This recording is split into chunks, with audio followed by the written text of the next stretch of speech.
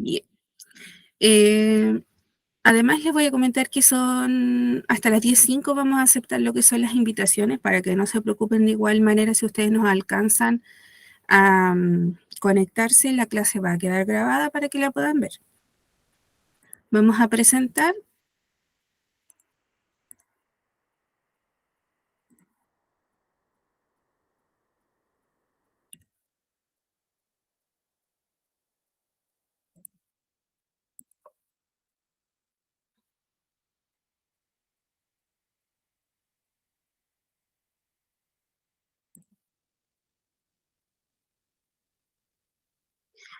Ya.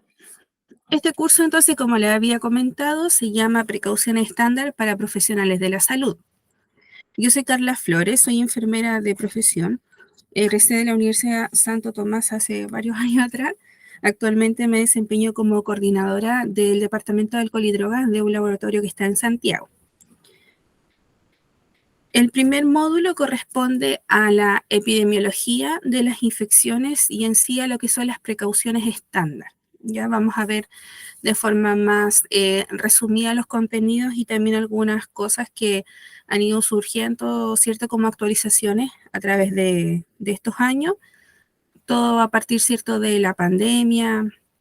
Han surgido normas y protocolos que es interesante que podamos revisar. Con respecto a la historia del Programa, ¿cierto? Nacional de Prevención y Control de IAS, tenemos partir, ¿cierto? Que el programa está dirigido por el MinSal desde el 1982. Luego surgen varias actualizaciones, entre ellas la formación, ¿cierto? Del Comité de las IH, como se llamaban anteriormente. Después viene el proceso de vigilancia activa de qué patologías o enfermedades infecciosas se iban a vigilar a partir del 86. Después viene todo el proceso de acreditar, ¿cierto? Los hospitales.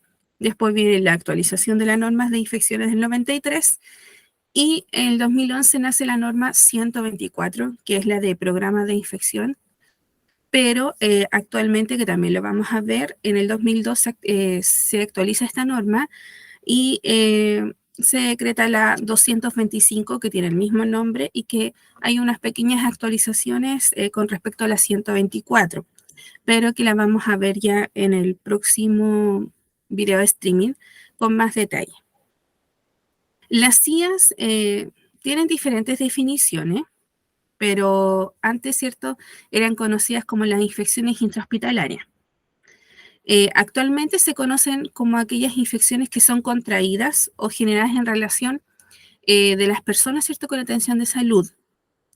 Ocurren dentro de las 48 72 horas después del ingreso o a la atención y hasta 30 días o hasta un año en caso de cuando hay cirugía, ¿cierto?, que tienen que ver con prótesis valvulares u ortopédicas. En Chile, entonces, desde el 82 existe un programa nacional que está dirigido por el Ministerio de Salud, que tiene por objetivo disminuir las ocurrencias de estas infecciones. En especial aquellas infecciones que están asociadas a procedimientos invasivos y que tienen un gran potencial, ¿cierto?, de producir las epidemias. Entonces, en el 83 se crean los primeros comités de infecciones intrahospitalarias y en el 86 comienza el proceso, ¿cierto?, del programa de vigilancia de las IH. Este programa de control de infecciones es nacional, es obligatorio para todos los hospitales y clínicas, tanto del sector privado o público. En el 93 se creó el manual y las normas de prevención y control de infecciones intrahospitalarias como una estrategia, ¿cierto?, de establecer cuáles eran los criterios y que fueran transversales a nivel de todo el servicio o las instituciones de salud. En el 2011 fue creada la norma técnica 124 sobre la prevención y control de IAS, y esta norma deja sin efecto a los manuales anteriores, ¿cierto?, del 93, pero como le comenté anteriormente, en el 2022 se aprueba la norma 225, que tiene el mismo nombre de la 124 y que tiene, ¿cierto?, algunas modificaciones. Importante conocer a nivel del área epidemiológica la cadena de transmisión. Nosotros tenemos, ¿cierto?, un reservorio. un huésped, necesitamos de agentes de una vía de transmisión, de una puerta de salida y de entrada, ¿cierto?, para generar una infección. Entonces, la infección resulta, ¿cierto?, de la interacción entre un agente que es infeccioso y un huésped que es susceptible. El ambiente ejerce una influencia sobre esta interacción que ocurre cuando el agente y el huésped entran en contacto. Generalmente, ¿cierto?, la manera de prevenir las guías es cortar esta cadena en alguno de sus puntos mediante la interrupción, ¿cierto?, de la transmisión. La cadena de transmisión, como estábamos viendo anteriormente, necesitamos de un reservorio que puede ser animado o inanimado, donde el agente infeccioso, ¿cierto?, persiste y se va a multiplicar. Esto a través de un periodo de incubación, ¿cierto?, que es el intervalo de tiempo para la aparición de los signos. Tenemos la fuente, que es el agente pasa, ¿cierto?, del reservorio al individuo que es susceptible. Luego tenemos un portador, generalmente es un individuo que no presenta signos ni síntomas, pero va generando estos microorganismos. Y después, ¿cierto?, tenemos un huésped que es susceptible, que es un individuo, ¿cierto?, con posibilidades de enfermar, pacientes inmunodeprimidos, ¿cierto?, adultos mayores, pacientes neonatales, generalmente de edades extremas o asociada a alguna enfermedad donde el paciente se vea inmunodeprimido. El mecanismo de transmisión puede ser directo, cuando el microorganismo pasa, ¿cierto?, de la fuente del individuo con relación inmediata o indirecta. Puede ser por, ¿cierto?, tocar algún objeto o no necesariamente de la fuente donde está el microorganismo. Por ejemplo, el suelo, el agua, alimentos contaminados, etc. Las vías de transmisión, tenemos acá, por ejemplo, lo que son las gotitas, el contacto y los aerosoles. Va a depender, ¿cierto?, de la forma en que nosotros traspasamos este microorganismo a un huésped que es susceptible. Cuando son aerosoles, sabemos que las partículas son pequeñas y pasan a través de aerosol, ¿cierto?, se dispersan. Cuando son grandes, pasan a través de gotitas. Y el contacto directo generalmente se ocurre, ¿cierto?, por las manos que están contaminadas o tocar ciertos objetos que también lo estén. Hay algunos factores que aumentan la probabilidad de que uno se contagie, por ejemplo, que haya mala ventilación, que siempre ocurre en el virus ANTA, que siempre indican que hay que tener ventilación, ¿cierto?, cuando uno va a un lugar, sobre todo que es un lugar rural. Generar también espacios cerrados, aumentar el tiempo de contacto, ¿cierto? Compartir espacios pequeños y aparte mucho tiempo también aumenta la probabilidad de contagiarse. Más dosis de infección, la susceptibilidad del personal y mayor número de contactos, ¿ya? Yendo de lleno a lo que son las guías, tenemos que conocer el programa de control de prevención de las guías, que se conoce como PCI o PNCI. Es un programa a nivel nacional que nace, ¿cierto?, para estandarizar los procesos que se deben tener en cuenta tanto a nivel público o privado con respecto a cómo manejamos las guías. Sabemos que las guías son un problema de salud pública porque aumentan la mortalidad y la mortalidad en los establecimientos. Además, cierto que aumentan los costos de esto. Genera aumento de costos, aumento de lo que es la utilización de las camas, cierto, de insumos, tiene costos también familiares asociados a la atención. Chile entonces cuenta con este programa que está dirigido desde el Ministerio de Salud en cumplimiento con su rol de rector, ¿cierto? Y que regula que se cumplan de forma obligatoria en todos los hospitales públicos o privados de acuerdo con la norma vigente 124. El propósito de este programa es fortalecer el conocimiento, el diagnóstico, la intervención y la documentación del impacto de las acciones establecidas a la atención de salud. Utiliza una estrategia de diagnóstico de acción local, en especial sobre las infecciones con potencial epidémico y también las que están asociadas a procedimientos o dispositivos generalmente invasivos.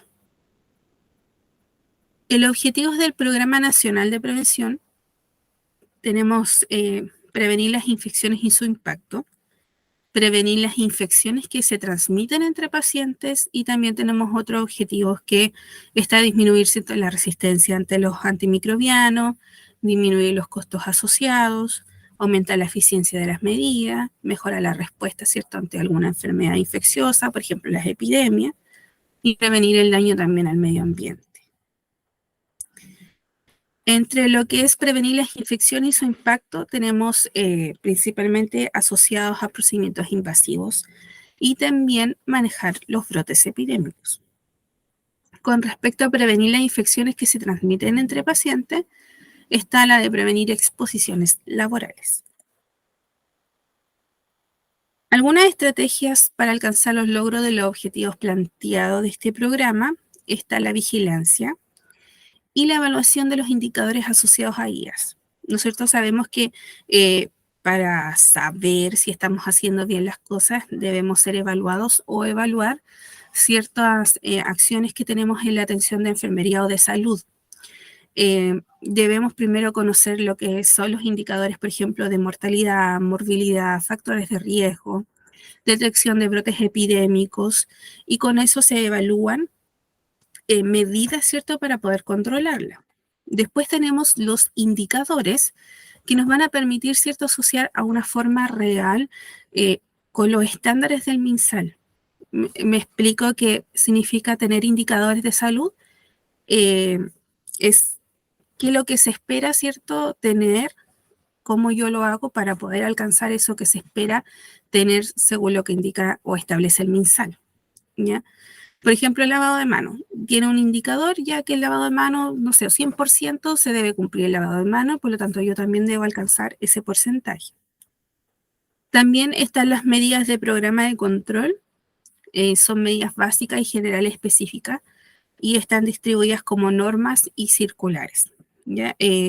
Un nivel de intervención es crear estas guías clínicas, normas, por ejemplo, de lavado de manos, normas de utilización de PP, normas de manejo de catéter o procedimientos invasivos, y circulares que se van actualizando a medida que van realizándose estudios y nos indican que hay que realizar cambios, ¿cierto?, para mejorar las atenciones de salud. El Programa Nacional del Control y Prevención de IAS, tenemos varias áreas de acción del programa. Uno es la organización para la vigilancia, la prevención y el control. El segundo es mantener un sistema de vigilancia de infecciones. El tercero es difundir, ¿cierto?, cuáles son las directrices técnicas para la prevención y manejo de IAS endémicas y epidémicas. Importante la formación y capacitación del personal estratégico. En este punto es importante que el personal de salud se capacite mínimo en lo que son las IAS y en los precauciones estándares o manejos de EPP. Ya son como las principales aristas que debe tener sí o sí un personal de salud y que debe capacitarse en esos temas. También está la evaluación externa de los programas locales. Y los componentes básicos, entonces, del Programa Nacional de IAS está el sistema de vigilancia epidemiológica, cuáles son las medidas de prevención, tenemos las normativas, las capacitaciones, la supervisión directa o indirecta, la salud del personal. Se evalúan estas prácticas a través de la acreditación y finalmente se difunden los resultados.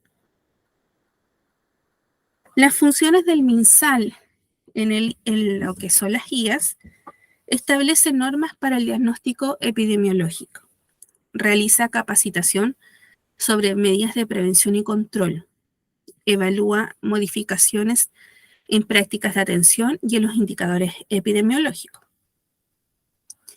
¿Cuáles son las funciones del servicio de salud en lo que con respecto a las guías? Ellos promueven, ¿cierto?, que los diagnósticos epidemiológicos y apoyan en que se cumplan. Supervisan el cumplimiento de las medidas de prevención y control y coordinan los procesos de evaluación. Vamos a revisar la norma técnica 124, que parte, ¿cierto?, del 2011, creada por el Ministerio de Salud, que nos otorga, ¿cierto?, las directrices lo que es el Programa de Prevención de Control de Infecciones asociada a la atención de salud.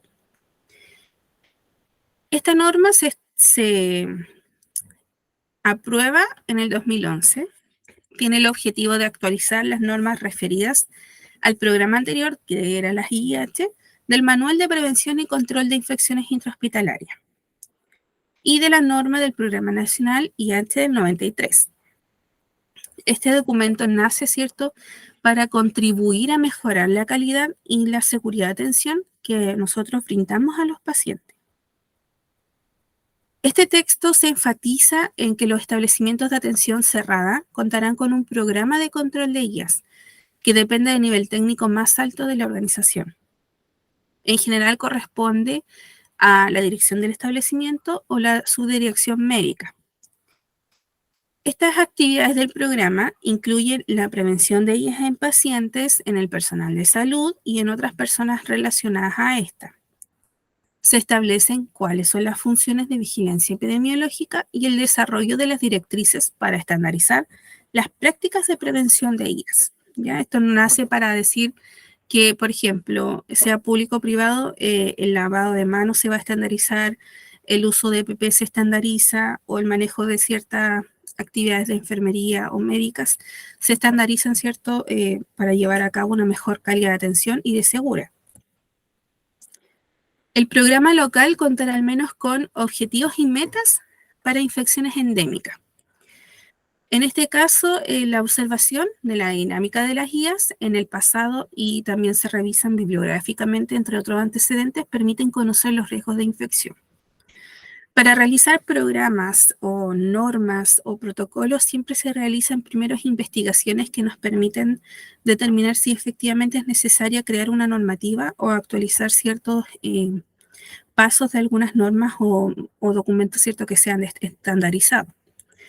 Los objetivos y las metas para infecciones epidémicas que contemplan la definición de los brotes epidémicos que pueden ser difíciles de identificar y programas de control de infecciones. En este caso, se cuentan con criterios sobre los que pueden ser un posible brote epidémico, sobre los que se van a iniciar investigaciones y otras acciones definidas. Los objetivos y las metas para el cumplimiento de prácticas preventivas establecerán cuáles van a ser monitorizadas y el nivel de cumplimiento esperado, ¿ya? En este punto, como había indicado anteriormente, se hace vigilancia y supervisión directa. Por ejemplo, puede ser supervisado por la enfermera de guías, que en cualquier momento llegan, ¿cierto? Estamos haciendo un procedimiento X y nos realizan pautas de evaluaciones que pueden ser directas o indirectas, ¿ya? Y finalmente después nos determinan los resultados y eso después se lleva a estadística y se analiza, ¿cierto?, los resultados con respecto a lo que debería haberse cumplido de forma esperada. La organización de este programa cuenta con recursos humanos y logísticos para realizar sus tareas. Este procedimiento está conformado por médicos y enfermeros, profesionales también de microbiología, y también contamos con el apoyo logístico y administrativo. Los establecimientos deben contar con directrices técnicas locales oficiales y actualizadas, elaboradas con el liderazgo del programa. Esto se estandariza. Si ustedes bajan protocolos de norma de algún hospital, generalmente son todos muy similares, ya sea, por ejemplo, uno de Coquimbo, de Concepción, están todos estandarizados para ser lo más similares posible.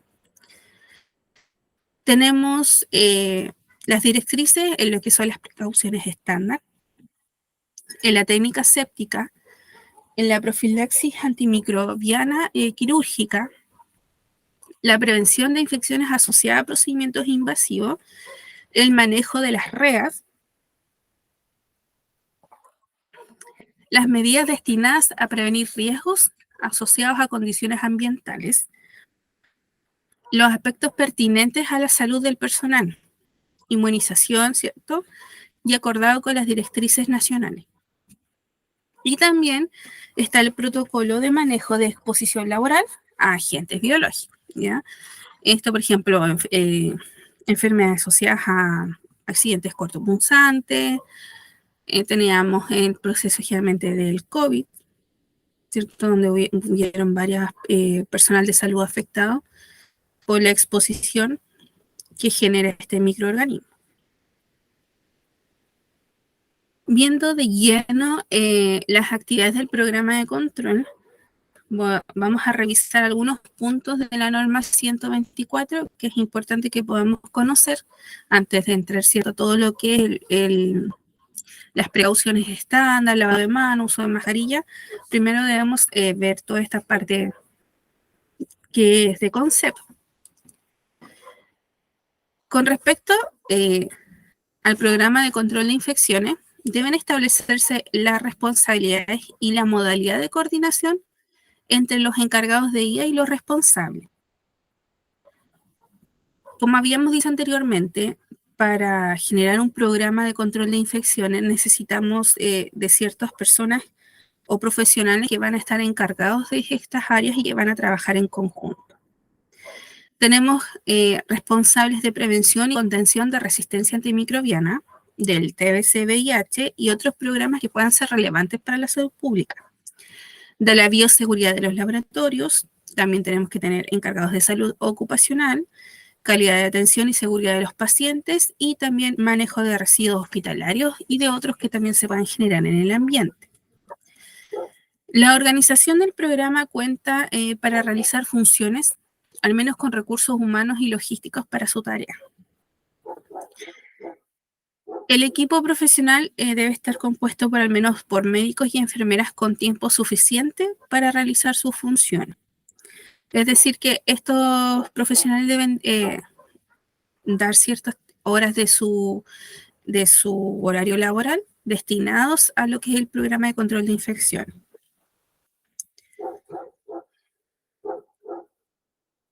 Por ejemplo, en el médico, los profesionales médicos deben contar con capacitación para las funciones del programa, tiempo para realizarla y la autoridad para ello. Tienen que tener capacitación formal, al menos los principios generales de prevención y control de IAS, epidemiología básica, deben manejar cálculos de tasa, comparación de tasa, construcción de indicadores, diseños epidemiológicos básicos. Deben estar capacitados en vigilancia de ellas e investigación y también en manejo de brotes. También es deseable tener conocimiento sobre enfermedades infecciosas, microbiología y manejo de herramientas estadísticas básicas. El tiempo asignado de acuerdo a sus funciones son 5 horas semanales como mínimo, ¿cierto?, para realizar sus actividades.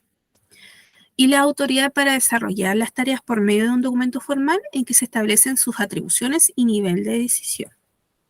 Las enfermeras deben contar con capacitación mínimo de IAS, epidemiología básica, vigilancia de IAS, supervisión de prácticas de atención e investigación y manejo de brotes.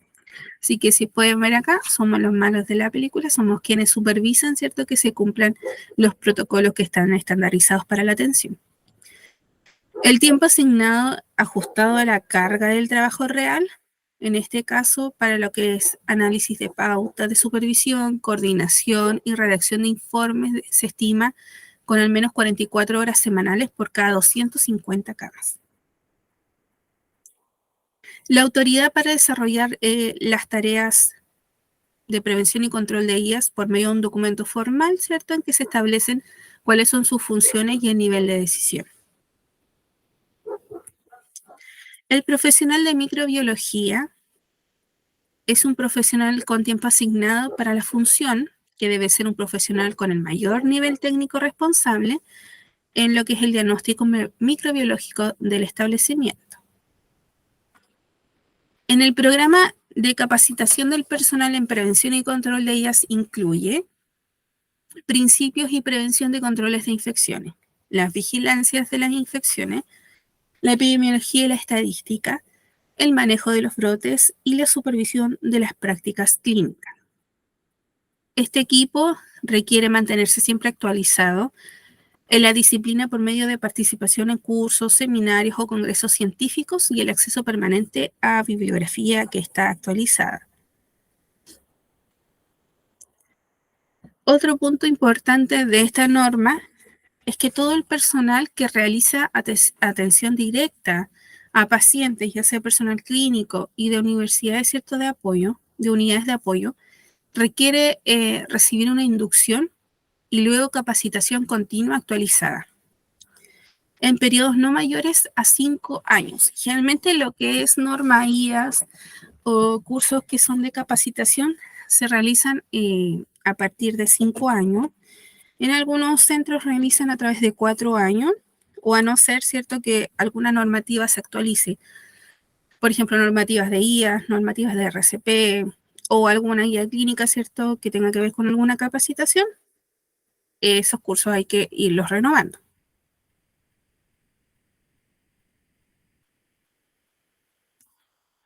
Con respecto a la salud del personal, el personal de salud sabemos que está expuesto siempre a numerosos riesgos, tanto sean ocupacionales o también a exposición de agentes biológicos. Por ejemplo, riesgos ocupacionales pueden haber accidentes, derrames de líquidos, desinfectantes que pueden ser corrosivos o dañinos para la salud. Y los más frecuentes también son los de los agentes biológicos, por ejemplo, bacterias, ¿cierto? Virus también respiratorio en esta época. El personal de salud está expuesto a agentes microbianos presentes en los pacientes. En algunos brotes se ve que el personal es afectado gravemente y ha representado una elevada proporción total de los afectados. La exposición a gran parte de los agentes puede prevenirse con medidas sencillas, como son las precauciones estándar.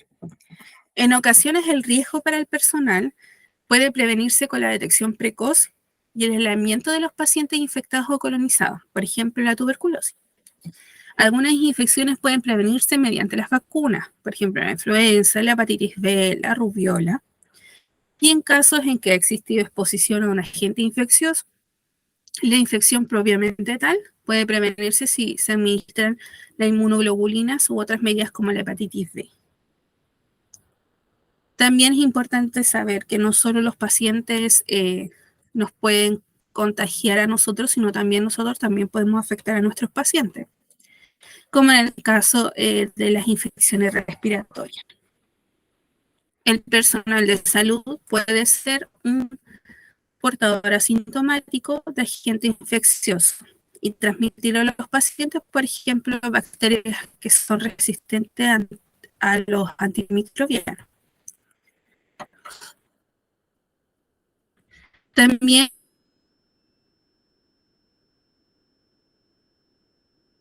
como riesgo debemos, como había mencionado anteriormente, nosotros manipulamos ciertos desinfectantes o elementos que pueden ser tóxicos, más si los usamos incorrectamente o no utilizamos los elementos de protección personal que son adecuados, ¿cierto?, al tipo de manipulación del tipo de sustancia. Por ejemplo, el óxido de etileno o algunas soluciones cloradas y aldehídos que pueden ser altamente tóxicas para la piel, para la parte respiratoria, ocular, etc.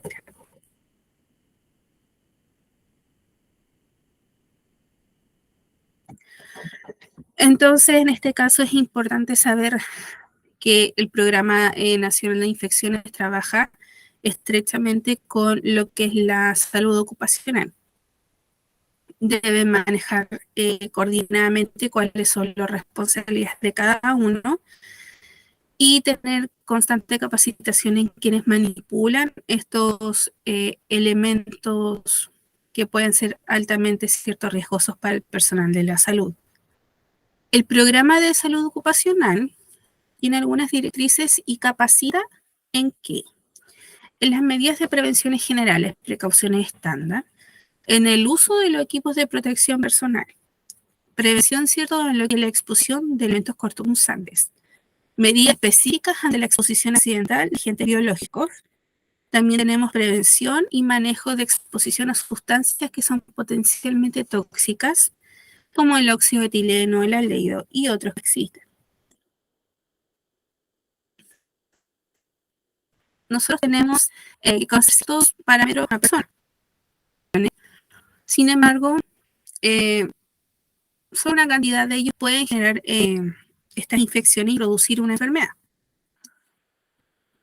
Tenemos los virus, que son microorganismos que están compuestos de material genético, protegido por un envoltorio proteico, que causa enfermedades introduciéndose como parásito en una célula para reproducirse en ella.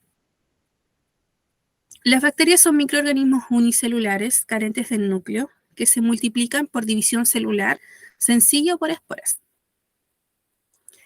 Los hongos son organismos primitivos, se encuentran presentes en muchas partes de la superficie, ciertos lugares de nuestra vida diaria, y ellos provocan grandes infecciones y son muy dañinos. Los parásitos son seres vivos que se alimentan de sustancias de un ser vivo y que pueden también generar un daño o causar alguna enfermedad. Para eso es importante conocer el término de flora comensal.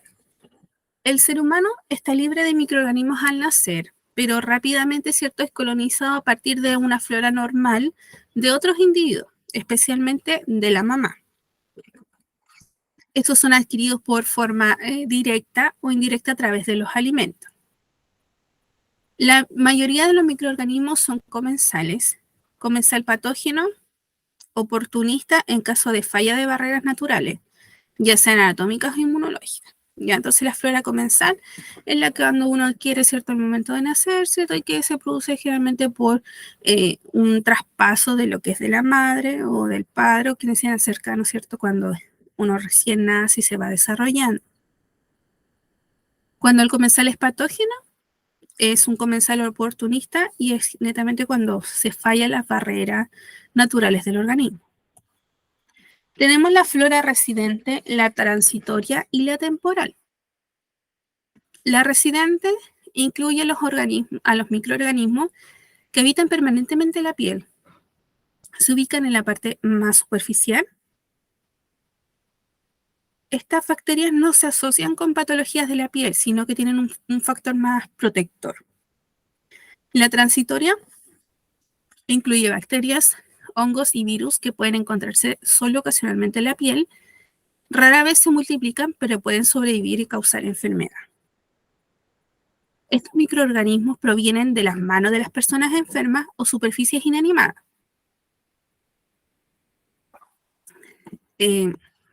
Su transmisibilidad depende de la especie, del número de microorganismos y de lo que supervive, ¿cierto?, de supervivencia de la piel. Las manos pueden ser, en la mano, la principal fuente de contagio. Pueden quedar colonizadas hasta en un 75%. Y generalmente el lavado de manos, ¿cierto?, es la principal forma de eliminar esta flora transitoria. La residente temporal incluye microorganismos que persisten y se multiplican en la piel por un periodo de tiempo limitado. Generalmente son adquiridos a nivel hospitalario. Entonces, ya entrando, vimos una parte de la introducción que cómo nace el programa de infecciones intrahospitalarias y que las precauciones estándar, ¿cierto?, es una parte de esto, de herramientas, ¿cierto?, que nos pueden permitir a disminuir las infecciones y mejorar la calidad de atención de forma más segura. Las precauciones estándar son el conjunto de medidas utilizadas en la atención de salud, a la atención del paciente, ¿cierto?, con el fin de minimizar el riesgo de transmitir enfermedades infecciosas, ya sea de fuentes conocidas o desconocidas. Las precauciones estándar, el propósito es prevenir, ¿cierto?, la transmisión de estos agentes microbianos entre el paciente y el personal de salud y también entre los pacientes. Y también tenemos que incluir a la familia, ¿cierto?, la visita y todo, pero en realidad es disminuir todo el propósito de esto es disminuir la transmisión de los agentes entre todas las personas que están asociadas o relacionadas, sea directa o indirectamente, a una atención de salud. Para aplicar estas precauciones no es necesario saber si hay o no infección. Siempre se aplican. Se deben considerar que todo paciente está potencialmente colonizado o infectado con algún agente. ¿ya? Eso es como ley. No importa si esté o no decretado en la ficha, siempre se maneja un paciente como potencialmente colonizado. Pueden ser transmitidos, ¿cierto?, en un entorno de salud o otro paciente o el personal. Estas precauciones están destinadas a proteger al paciente, a la familia y al personal de salud. Actúan sin modificar al huésped ni el ambiente, pero interrumpen la cadena de transmisión de los microorganismos. Se aplican a todos los pacientes independiente de su diagnóstico. Y entonces, como habíamos dicho anteriormente, para poder disminuir que ocurra una infección, debemos cortar en alguna parte de la cadena de transmisión para que no se efectúe la enfermedad. Entonces, las precauciones estándar nacen para poder ser esa herramienta que nos permite determinar o interrumpir este mecanismo de transmisión. Aquellas precauciones aplicables a todos los pacientes se conocen como las precauciones estándar. Se describen, ¿cierto?, como procedimientos o prácticas de trabajo diseñados para disminuir el riesgo de transmisión de microorganismos en la atención de salud. Estas precauciones incluyen higiene de manos con agua y jabón o uso de soluciones a base alcohólica antes y después de entrar en contacto con el paciente y después del contacto con superficies u objetos contaminados. Uso de técnicas sépticas cuando las barreras naturales, ¿cierto?, del huésped son transgredidas, por ejemplo, con incisiones, punciones o manipulación de la puerta de entrada de un dispositivo instalado. La limpieza, desinfección y esterilización de los equipos usados para la atención del paciente, especialmente cuando es un procedimiento invasivo. Por ejemplo, también aquí entra todo lo que es el manejo con procedimientos estériles cuando lo requiera, prácticas de inyecciones u otros accesos intravasculares seguros. Acá va todo lo que es el manejo de los elementos cortopunzantes, prevenir ciertos los accidentes por punciones u también material cortopunzante, por ejemplo, como los bisturí. También encontramos el aislamiento de pacientes infectados de acuerdo a las vías conocidas de transmisión de infección. Nosotros tenemos precauciones estándar, ¿cierto?, que se utilizan ante todo paciente, y después tenemos el aislamiento, que es un adicional dependiendo del tipo de aislamiento que tenga esta persona o paciente, ¿cierto?, que hay que requerir, por ejemplo, si es de gotitas, de aéreo o es a través del contacto. Tenemos la higiene respiratoria, que nos educa a nosotros cómo realmente debemos toser o estornudar, qué elementos usamos y qué acciones debemos tomar cuando estornudamos, porque no hay llegar y estornudar, sino que cubrirse la nariz, ¿cierto?, usar toalla o papel desechable, eliminarlo, lavado de manos, y también cómo me cuido a mi entorno cuando, por ejemplo, estoy resfriado, etcétera, ¿ya? También tenemos el aseo y las desinfecciones de área cuando un paciente se va de alta, por ejemplo, cómo realizamos el aseo terminal, cómo manejamos los insumos o elementos que se utilizaron para tal paciente, todo eso también está estandarizado. El uso de LPP, guantes, delantales, mascarillas, protección ocular. Esto está basado en la evaluación del riesgo del procedimiento a realizar. Y también tenemos la prevención de elementos cortopunzantes mediante la adecuada manipulación y eliminación del material de riesgo. Aquí tenemos, ¿cierto?, lo que es el manejo de las redes. Pasando a este punto principal, que es la higiene de manos, se está cambiando un poco el tema, ¿cómo decir?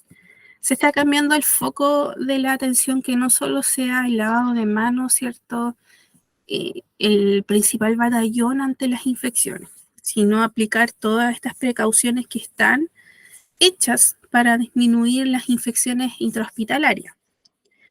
Pero la higiene de manos siempre va a ser la principal herramienta que tenemos como profesional de la salud o paciente para disminuir esta tasa de infecciones intrahospitalarias que van ocurriendo a nivel de los años. La higiene de manos tiene como propósito eliminar la suciedad y la materia orgánica, así como la contaminación microbiana adquirida durante el contacto con los pacientes y el medio ambiente. Se obtienen manos seguras para la atención de los pacientes. Para garantizar una correcta higiene, la técnica es súper importante. Según la OMS del 2009, se debe frotar ambas superficies de ambas manos con jabón o detergente seguido de un enjuague y secado minucioso. El objetivo es eliminar la flora transitoria y disminuir la flora residente, que son cierto que habíamos visto anteriormente, que estaban en nuestra epidermis, que crecen y se multiplican de manera estable. Esta actividad debe estar presente al atender a todos los pacientes ambulatorios hospitalizados. Es importante y reconocida a nivel mundial, y a pesar de esto tiende a ser una de las prácticas menos respetadas en la atención de salud, ¿ya? Independiente de que sea la principal herramienta, créanme que igual vemos que hay personas que no se lavan las manos o toman cosas de un paciente, después van a otra, se les puede olvidar si está bien, pero es importante reforzar que hay que realizarlo. El lavado de manos es una de las medidas más básicas y económicas frente a la atención de los pacientes, y aparte es una de las más efectivas en lo que es la prevención de IAS. Algunos de los factores que afectan la realización y la efectividad del lavado de manos son una falta de modelo, ¿cierto?, a seguir entre los colegas y los superiores. Generalmente se debe por desconocer o falta de conocimiento sobre los protocolos y las guías. Falta, ¿cierto?, de participación en actividades de promoción de higiene. Obviamente cuando los internos, ¿cierto?, realizan actividades de lavado de manos, dicen ya vienen con el lavado de manos, pero al final uno se da cuenta que es importante reforzar, porque a algunas personas sí se les olvida algún paso, alguna actualización, y es importante, ¿cierto?, recalcar que independiente de que puede decir, pucha, estrillado este tema, es importante irlo reforzando. El lavado de manos tiene historia, ¿ya? Esto nace a partir de una alta incidencia de fiebre puerperal asociada a una alta mortalidad de las pacientes después que daban a luz. Este médico húngaro judío, Ignaz, fue quien logró demostrar que las manos eran la principal portadora, era un principal vector, ¿cierto? Y determinó que la importancia del lavado de manos iba a reducir la tasa de mortalidad materna debido a la fiebre puerperal. Descubrió, ¿cierto?, que a través de que los pacientes tenían sus bebés, los médicos o quienes atendían traspasaban, tomaban las cosas entre uno y otro, y él, a través de estudiando estas actitudes de atención de salud, determinó que el lavado de mano era lo más importante realizar para disminuir esta tasa. Los momentos de la higiene de mano están estandarizados a través de la OMS. Siempre antes del contacto de un paciente, antes de realizar una técnica séptica, después del riesgo de exposición a líquidos corporales, por ejemplo, manejo de sangre, cambios de bolsa, manejo de orina, cambio de pañal, después del contacto con el paciente y después también del contacto con el entorno. Tomar la ficha, tomar elementos de lo que es en sí del paciente, debo lavarme las manos después. Las recomendaciones generales para la higiene de manos: uñas cortas, no usar uñas artificiales, brazo descubierto hasta el codo y no usar accesorios en las manos, generalmente reloj, pulseras y anillos. Producto para la higienización de manos: generalmente usamos jabón neutro, jabón antiséptico como el clorexidina y el alcohol gel. Recuerden que el alcohol gel es utilizado en ciertos momentos y que no reemplaza, ¿cierto?, el lavado de manos, y tampoco el uso de los guantes. Acá tenemos una imagen explicativa de la OMS, de cómo lavamos las manos, ¿cierto? Lo vamos a ver en un video para que pueda ser más visualmente más claro para ustedes. Yo entiendo que ustedes lo hacen, lo hacemos a diario, nuestra atención de salud, pero es importante más que nada reforzar en qué consisten los pasos y la importancia, ¿cierto?, de abarcar todas las zonas de la mano para disminuir los microorganismos de esta. Vamos a salir de esta explicación.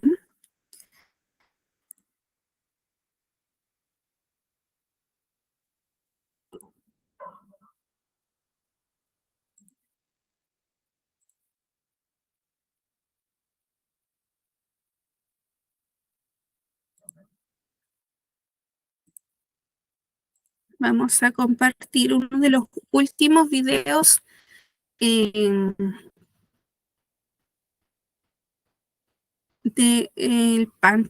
plan paso a paso, ¿cierto?, del coronavirus. Continuando con nuestro plan paso a paso, es importante recordar otro de los conceptos claves al momento de evitar. Continuando con nuestro plan paso a paso, es importante recordar otro de los conceptos claves al momento de evitar nuevos contagios, y este tiene que ver con el lavado de manos. Sí. Comprender que si lo hacemos de manera correcta, inactivamos el virus, por eso es importante hacerlo de esta manera. Abrimos la llave para humedecer nuestras manos, aplicamos una cierta cantidad de jabón, hacemos espuma frotando ambas palmas de manos, luego frotamos el dorso de la mano, frotamos los espacios interdigitales, muy importante abarcar esos espacios. Posteriormente limpiamos el dorso de los dedos, la palma contraria. Luego de ello lavamos con movimientos circulares nuestros dedos pulgares y seguimos con las uñas en la palma de las manos, también con movimientos.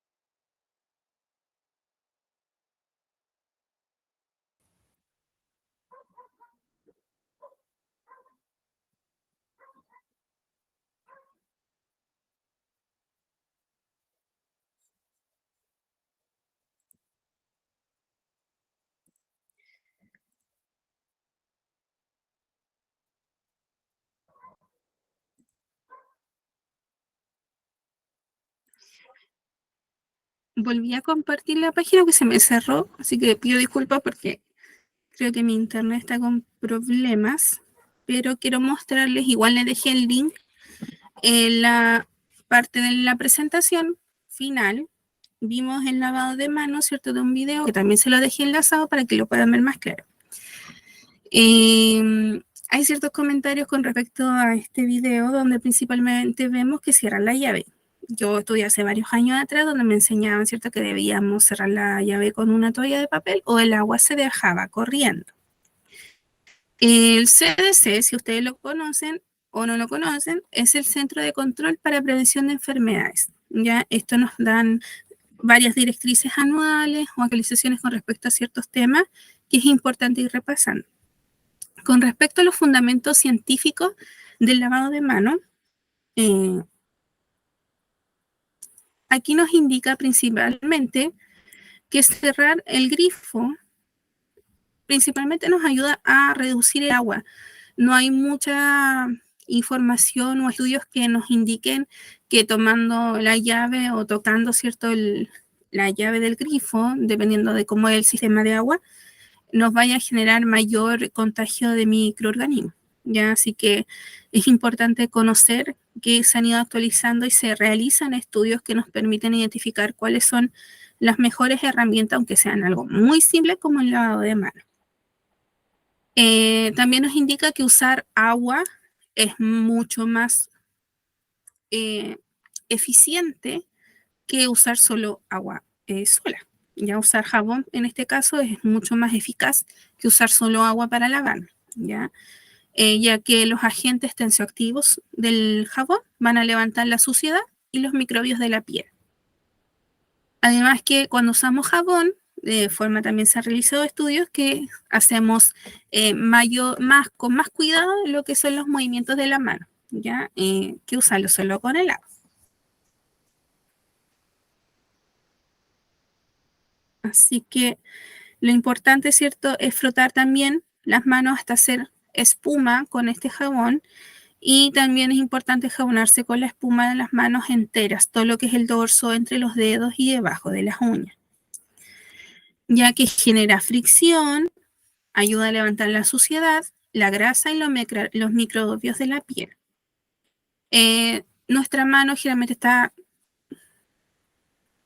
colonizada en la gran superficie de esta y generalmente también debajo de las uñas es donde más microorganismos tenemos. Mínimo también 20 segundos realizar esta actividad nos hace la diferencia entre un buen lavado de manos a uno, ¿cierto?, que definitivamente no nos va a hacer un beneficio para cortar una cadena de transmisión, ¿ya? También es importante acá recalcar que esto se ha ido estandarizando a través de los años, ¿cierto? La OMS es quien, ¿cierto?, nos da siempre herramientas visuales para poder ser de forma educativa enseñar la importancia del lavado de manos, ¿ya? Así que vamos a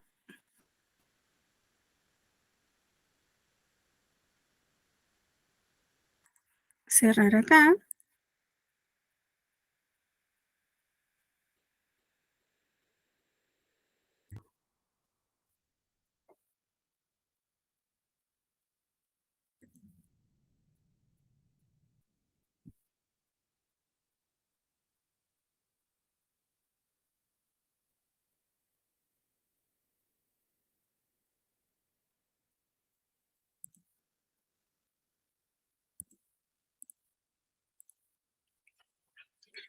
Ya.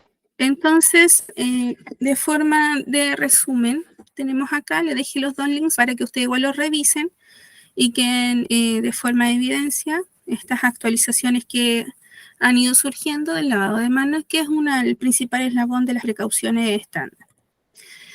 Entonces, en este módulo vimos la epidemiología de las infecciones intrahospitalarias y de las precauciones estándar. Vimos la parte de la historia, ¿cierto? Norma 124. Y partimos conociendo qué eran las precauciones estándar y nos detuvimos en lo que es el lavado de manos, ¿ya? Para la próxima módulo vamos a ver la continuación de este y vamos a repasar algunos cambios de la norma 225, que es la nueva actualización de las normas de guías y que es importante saberla, ¿cierto? Que también contempla todos los estándares o maneras o formas de disminuir las infecciones intrahospitalarias. Así que damos cierre. Si alguien tiene alguna duda, me puede dejar escrito. También está disponible los lunes, los miércoles y los viernes, o día por medio, por decirlo así, hasta el fin del curso. Desde las 20 a 21 horas tenemos disponible para realizar consultas. También si tienen consultas con las evaluaciones o algún documento, ustedes me los pueden realizar, ¿ya? Así que está disponible. Recuerden hacer sus evaluaciones antes del día 13 de septiembre porque es el día que cierra el curso, ¿ya? Así que cualquier cosa, mi chat de la plataforma está disponible ante cualquier duda, ¿ya? Si tienen algún comentario o algo también me pueden dejar, no hay problema. Y recuerden que Sus actividades están todas disponibles. También si tienen problemas con algún material que se haya subido, también me comentan, porque una chica que me había comentado que las clases no estaban, así que las resubimos, pero por el momento están todas disponibles. Así que eso, les deseo que tengan un buen sábado. Nos vemos el próximo 9 para el segundo módulo y cualquier cosa mi correo está disponible. Que estén muy bien y tengan un buen fin de semana.